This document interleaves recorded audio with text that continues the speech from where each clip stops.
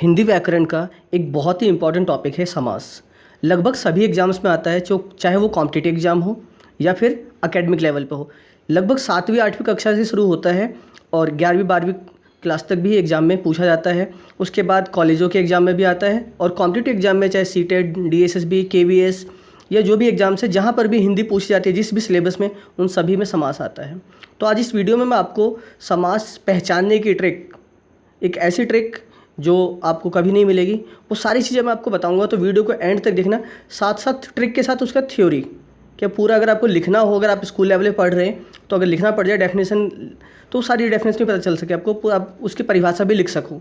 और उसके बाद एग्जाम्पल्स इसमें इतने ज़्यादा होंगे कि पूरे यूट्यूब पे किसी भी चैनल पे, किसी भी वीडियो में आपको इतने सारे एग्जाम्पल्स और इनका एक्सप्लेनेशन, इनका वर्णन इतने अच्छे शब्दों में आपको नहीं मिलेगा। तो स्टार्ट करते हैं, समास होता क्या है।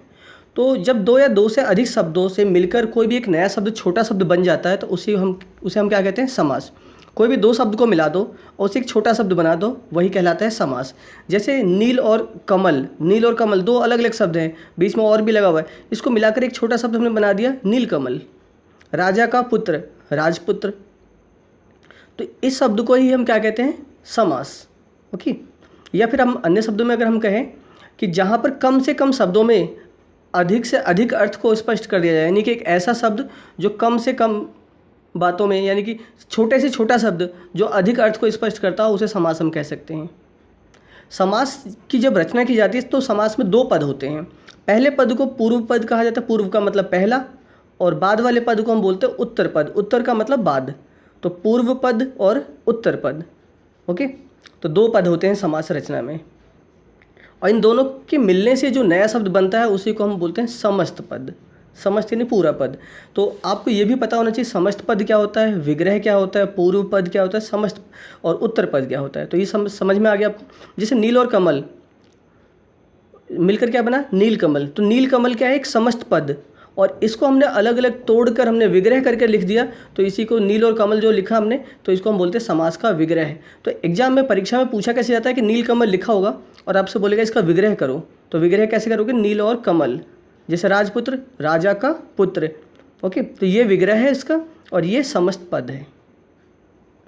उसके बाद हम बात करते हैं समास के भेद होते कितने हैं। तो समास के 6 भेद होते हैं। कितने भेद होते हैं, 6।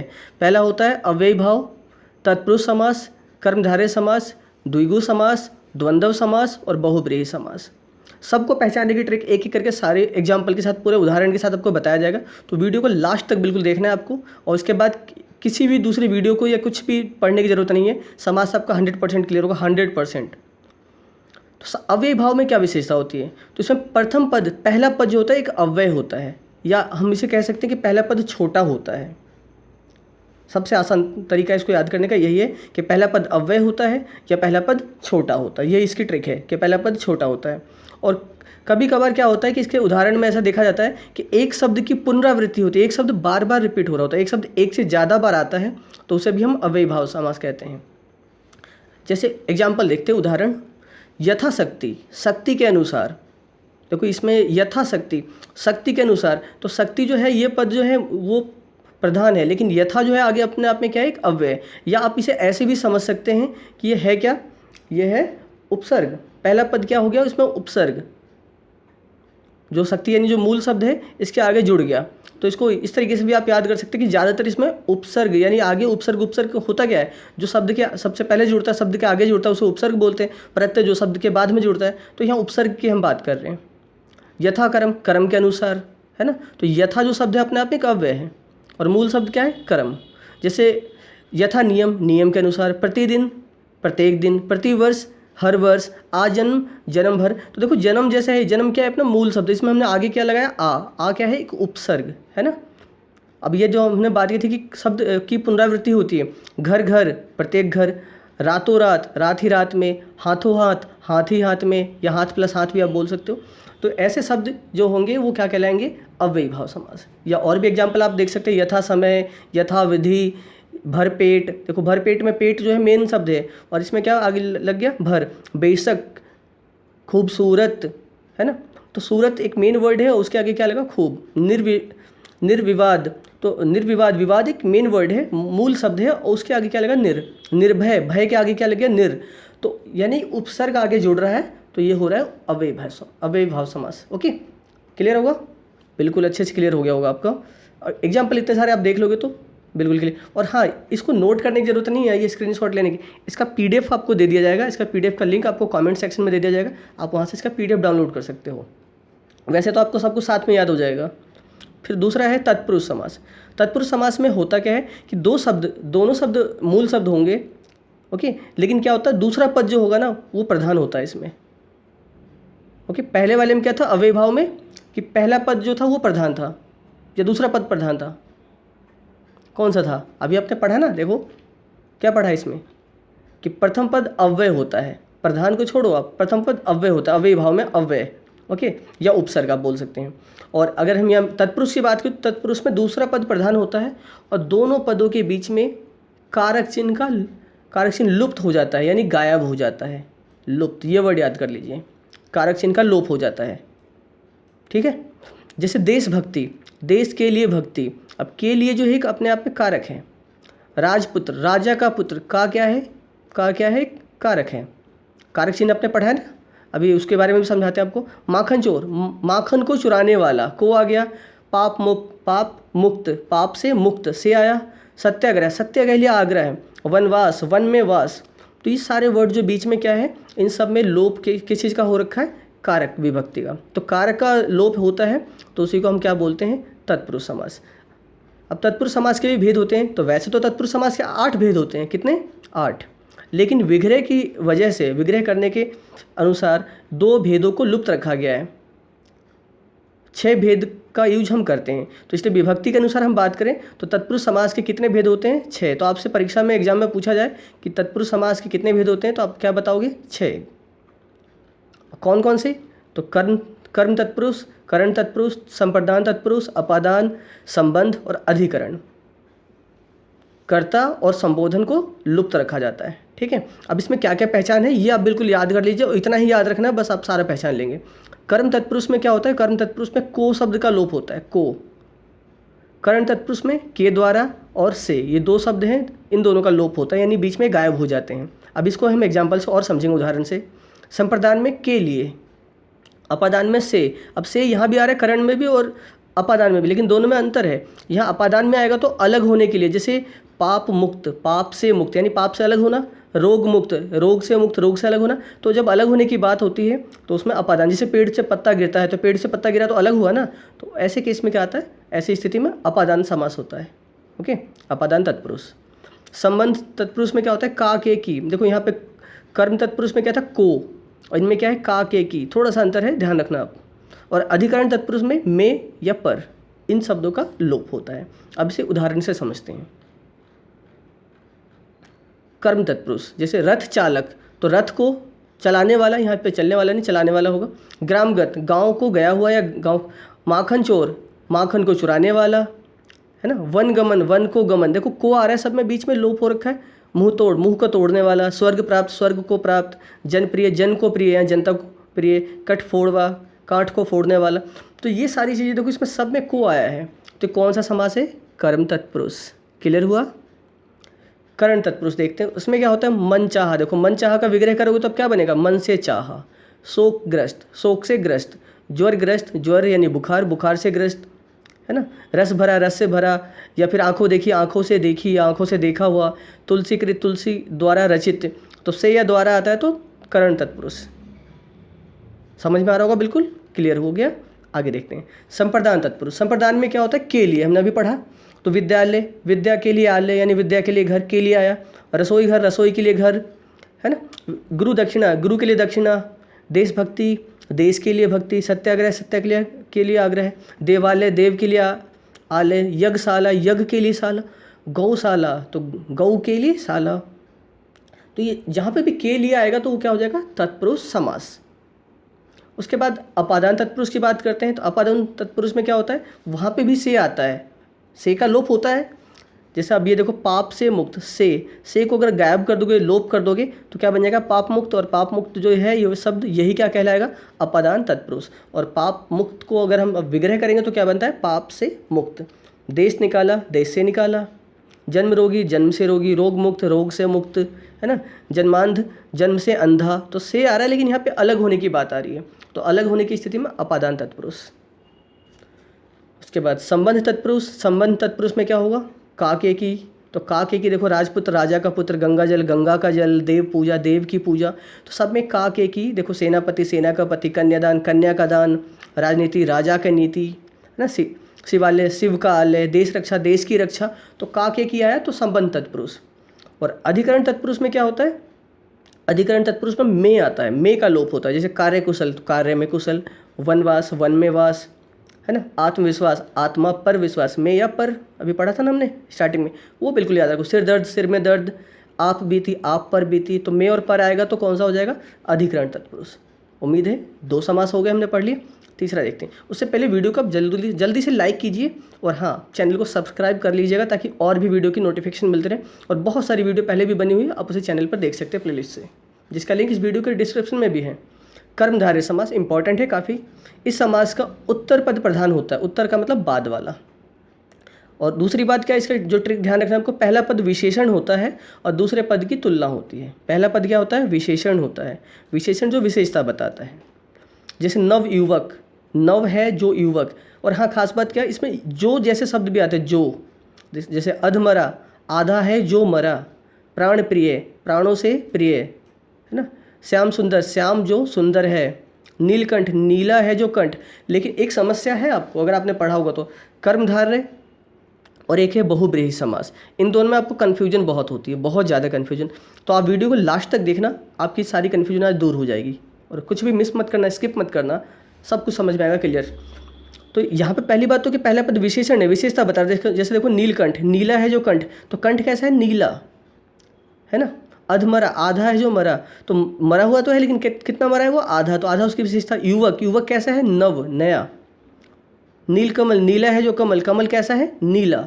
तो विशेषता पहला पद जो होगा वो विशेषण बताएगा और दूसरे पद की तुलना होती है। क्लियर? जैसे चरण कमल, कमल नयन, तो कमल के समान नयन, है ना। ये चरण के ये कमल के समान चरण हो गया। नील गगन, नीला है जो गगन। तो गगन कैसा है? नीला है। चंद्रमुख, चंद्र जैसा मुख। तो मुख कैसा है? चंद्र जैसा। तो पहला पद विशेषण है। पीताम्बर, पीत है जो अंबर, यानी पीला है जो वस्त्र। महात्मा, महान है जो आत्मा, है ना। महादेव, महान है जो देव। तो ये सारे एग्जाम्पल आप देख सकते हैं। इससे आपको समझ में आ जाएगा कि कर्मधारय में क्या होता है, पहला पद विशेषण होता है, दूसरे पद की तुलना होती है। और जो डाउट है कर्मधारय का और बहुब्रीहि का, वो अभी आज की वीडियो में आपको 100% क्लियर हो जाएगा। उसके बाद करते हैं द्विगु। ये भी इंपॉर्टेंट और सबसे आसान है। द्विगु पढ़ने पे प्रोनाउंसिएशन करोगे, इसका जब उच्चारण करोगे, द्विगु। द्वि का मतलब दो। दो क्या होता है? एक संख्या। यानी द्विगु नाम से स्पष्ट है कि इसमें संख्या सूचक होगा, संख्यावाचक होगा। इसमें पूर्व पद जो होगा वो कैसा होगा? संख्यावाचक होता है। और कभी कभी क्या होता है कि उत्तर पद भी संख्यावाचक हो सकता है, लेकिन ऐसा उदाहरण आपको बहुत कम दिखेगा। हमेशा पहला पद जो होगा, पहला पूर्व पद जो होगा वो संख्यावाचक होगा, संख्या सूचक होगा। ओके। या फिर ऐसे भी द्विगु, द्वि और गु से बनता है गुणा, द्विगुण, है ना। तो गुणा कब करते हैं? मल्टीप्लाई कब हम करते हैं? नंबर्स का करते हैं ना मल्टीप्लाई। तो नंबर्स का मल्टीप्लाई, नंबर्स तो आप वैसे भी समझ सकते हैं संख्या सूचक। जैसे नवग्रह, 9 ग्रहों का समूह। दोपहर, 2 पहरों का समाहार या समूह। पंचतंत्र, 5 तंत्रों का समूह। तो सब में देखो काउंटिंग आ रहा है। शताब्दी, 100 वर्षों का समूह। त्रिलोक, 3 लोकों का समाहार या समूह, है ना। त्रिभुज, 3 भुजाओं का समाहार लिख लो या समूह लिखो, बात तो बराबर है। चौमासा, 4 मासों का समूह। नवरात्र, तो नवरात्र में क्या बना? 9 रात्रियों का समूह। अठन्नी, 8 आनों का समूह। सप्तऋषि, 7 ऋषियों का समूह। सप्ताह, 7 दिनों का समूह। चतुर्वेद, 4 वेदों का समाहार या समूह, है ना। तो ये सब में आप देखो, सब में संख्या सूचक है, संख्यावाचक है। तो इसी से क्या समझ में आ जाएगा आपको? द्विगु। तो द्विगु में कैसे याद रखोगे आप? द्वि का मतलब दो यानी एक संख्या और संख्यावाचक होगा ये द्विगु समास। अभी देखना है, जब लास्ट में सब कंप्लीट होने का एक बार रिपीट करूँगा, आप मेरे साथ साथ बोल पाओगे और सिर्फ 6 लाइन बोल के आप याद कर लोगे इसे। उसके बाद आता है द्वंद्व समास, और ये और भी आसान समास है। द्वंद्व में आपको कुछ शब्द ध्यान रखने, जैसे और, अथवा, या, ऐसे जो कुछ शब्द हैं इनका क्या होता है? लोप होता है, या इनके बीच में इसका प्रयोग होता है। जैसे जलवायु, तो जल और वायु, तो अगर और का आप लोप कर दोगे, और को गायब कर दोगे तो क्या बन जाएगा? जलवायु। तो जलवायु जो है वो आपका एक शब्द हो गया और जो क्या कहलाएगा, द्वंद्व समास। इसका विग्रह करोगे तो क्या बनता है, जल और वायु, पाप पुण्य तो पाप और पुण्य, राधा कृष्ण राधा और कृष्ण, अन्न जल अन्न और जल, जैसे छोले भटूरे छोले और भटूरे, है ना, दूध रोटी दूध और रोटी, नर नारी नर और नारी, अमीर गरीब अमीर और गरीब, सुख दुख सुख और दुख। देखो सब मतलब बहुत आसान है। माता पिता माता और पिता, दिन रात दिन और रात, भाई बहन भाई और बहन। तो ये इसमें क्या लगता है, और शब्द का प्रयोग होता है तो द्वंद्व समास होता है। द्वंद्व, इसको भी याद करने के लिए मैं थोड़ा सा अपने हिसाब से आपको बताऊं कैसे याद कर सकते। देखो द्वंद्व, ये दोनों शब्द एक जैसे दिख रहे हैं ना, दव और दव, बस ऊपर बिंदु लगा हुआ है, तो एक ही शब्द रिपीट हो रहा है ना, यानी एक बार और आ रहा है ना, एक शब्द एक बार और आ रहा है, तो और यानी क्या, द्वंद्व समास हो गया। आप ऐसे याद कर सकते हो। विग्रह करने पे बीच में और अथवा या एवं इन शब्दों का प्रयोग होता है। सबसे ज़्यादा और ही आता है, देखो आप सारे एग्जाम्पल में और आया हुआ है। उसके बाद लास्ट बहुब्रीहि समास, जो सबसे इम्पॉर्टेंट है, सबसे ज़्यादा इम्पॉर्टेंट, इसको तो बिल्कुल अच्छे से आपको समझना है। सबसे इम्पॉर्टेंट तो है, लेकिन सबसे खास बात क्या है, इसमें कोई भी पद प्रधान नहीं होता। सबसे इम्पॉर्टेंट और कोई भी पद प्रधान है ही नहीं इसमें। तो है तो होता क्या है, इसमें होता क्या है कि दो पदों के अलावा कोई तीसरा पद प्रधान होता है। दो पद जो होते हैं वो तीसरे पद की ओर संकेत करते हैं। ठीक है, तो इसमें आपको क्या ध्यान रखना, तीसरा पद प्रधान होगा उन दोनों के अलावा। और इसके विग्रह करने पर वाला, है, जो, जिसका, जिसकी, जिसके, ऐसे शब्द आएंगे, ये सारे शब्द। ठीक है, तो इसका ध्यान रखना है आपको। जैसे गजानन, गज का आनंद, है जिसका, तो गज, गज का मतलब यानी हाथी, और हाथी जैसा मुख किसका, श्री गणेश। त्रिनेत्र, तीन नेत्र हैं जिसके, तीन नेत्र किसके हैं, भगवान शिव के। नीलकंठ, नीला है जो कंठ, शिव। अब देखो नीलकंठ हमने पीछे ही पढ़ा था, है ना, याद आ रहा है, कर्मधारय में, और यहाँ भी नीलकंठ। तो दोनों में हो सकता है आप कर्मधारय लिखोगे तो भी आपको मार्क्स पूरे मिलेंगे, अगर आप बहुब्रीहि लिखोगे तो भी आपको मार्क्स पूरे मिलेंगे, मार्क्स नहीं कटेंगे। लेकिन डिपेंड करता है, निर्भर करता है कि आपने विग्रह कैसे किया। अगर आप स्कूल में पढ़ते तो आपको विग्रह करके दिखाना होता है, तो वहाँ विग्रह पर निर्भर करेगा कि आपने विग्रह क्या किया है। अगर विग्रह आपने इस तरीके से किया है तो बहुब्रीहि समास। लेकिन अगर आप कॉम्पिटिटिव एग्जाम में हैं, जैसे आप डीएसएसबी का एग्जाम दे रहे हैं, सीटेट का एग्जाम, जेबीटी का एग्जाम, या कोई और सा एग्जाम जहाँ पे भी हिंदी है सिलेबस में एग्जाम में पूछा जाता है, वहाँ पे आपके पास विग्रह नहीं होगा, वहाँ पे शब्द होगा और ऑप्शंस होंगे कि ऑप्शन। उस केस में आप क्या करोगे, आपके पास ऑप्शन में कर्मधारय भी है और बहुब्रीहि भी है, तो समस्या आ जाएगी। तो हमेशा जब भी ऐसा होगा तो आपको हमेशा और हमेशा लिख लो, कान खोल कर सुन लो, कौन सा समास पे टिक करना है, बहुब्रीहि पे। क्लियर है, जब भी ऐसा होगा तो बहुब्रीहि पे ही करना है। लंबोदर, लंबा है उधर जिसका, उधर यानी पेट, तो लंबा है जिसका पेट कौन है, श्री गणेश, क्योंकि बताया जाता है बहुत ज़्यादा खाते थे। दस आनंद, दस है जिसके आनंद, दस आनंद यानी आनंद का मतलब क्या होता है, मुख, तो 10 मुख वाला कौन था, रावण। तो देखो इसमें 10 आनंद, यहाँ पे वर्ड है, 2 वर्ड हैं, 10 आनंद, लेकिन तीसरा पद कोई निकल कर आ रहा है, कौन, जैसे रावण, गणेश, शिव, या चतुर्भुज 4 भुजा वाला कौन है, भगवान विष्णु। तो यहाँ पे भी तीसरा पद कोई और ही है। तो इन दो जो शब्द दिया होगा वो कोई प्रधान नहीं होगा, उसके अलावा किसी तीसरे शब्द की ओर संकेत किया जाएगा, तो वही होता है बहुब्रीहि। जैसे श्वेतांबर, सफ़ेद वस्त्रों को धारण करने वाली अर्थात माता सरस्वती, है ना। पीतांबर, पीले हैं वस्त्र जिसके, कृष्ण। घनश्याम, घन है, घन के समान है जो, श्री कृष्ण। तो ये सारे वर्ड आप देखोगे तो किसी न किसी तीसरे शब्दों को, इसमें तीसरे शब्द के बारे में बात की जा रही है। निशाचर यानी निशा में विचरण करने वाला, उसे हम क्या बोलते हैं, राक्षस बोलते हैं। तो ऐसे ही आप सारे एग्जाम्पल देख के अब आप समझ गए होंगे कि अब क्या होगा। अब एक बार हम रिपीट करते हैं। तो सबसे पहले हमने पढ़ा था अव्यय भाव। अव्यय भाव में क्या, अव्यव, ओके, पहला शब्द क्या होगा उसमें, अव्यय होगा। दूसरा हमने पढ़ा कर्मधारय। कर्मधारय में पहला शब्द क्या होगा, पहला शब्द विशेषण होगा और दूसरे शब्द की तुलना की जाएगी। तीसरे की हम बात करें तो तीसरा हमने क्या पढ़ा, तीसरा हमने पढ़ा था, क्या पढ़ा था जल्दी बताओ। हाँ, तीसरा हमने पढ़ा, देखो अभी 6 के 6 एग्जाम्पल्स हमने पढ़ लिए हैं। मैं आपको एक बार दोबारा दिखा देता हूँ। ये तत्पुरुष भी हमने पढ़ा था दूसरा, है ना। तो तत्पुरुष में हमें समझ में आ गया कि इसमें क्या होगा, कारक विभक्ति का लोप होता है। कर्मधारय में मैंने बता दिया आपको। द्विगु में क्या होता है, द्विगु में संख्या सूचक होता है। द्वंद्व में क्या आता है, और आता है। बहुब्रीहि में क्या होता है, 2 शब्द के अलावा कोई तीसरा पद प्रधान होता है। तो समझ में आ चुकी है बात आपको। अब कोई दिक्कत तो नहीं होगी, है ना। तो बस नोट में जो मैंने आपको पहले बता दिया, ध्यान रखना कि अगर प्रश्न ऐसा दिया गया है कि विकल्प में कर्मधारय, द्विगु और बहुब्रीहि तीनों समास दिए हैं और आप कंफ्यूज हो कि तीनों ही तो हो सकते हैं, वो अपने आप में संख्या सूचक भी है, कर्मधारय के अकॉर्डिंग कर्मधारय नियम को भी फॉलो करता है और बहुब्रीहि को, तब क्या करें, तो ऐसी स्थिति में आप हमेशा बहुब्रीहि टिक करेंगे। ठीक है, चलिए मिलते हैं नेक्स्ट वीडियो में। वीडियो को देखिए, लाइक कीजिए, शेयर कीजिए और इसका PDF डाउनलोड कर लीजिए अगर आपको इसमें से कुछ भी नोट करना है तो।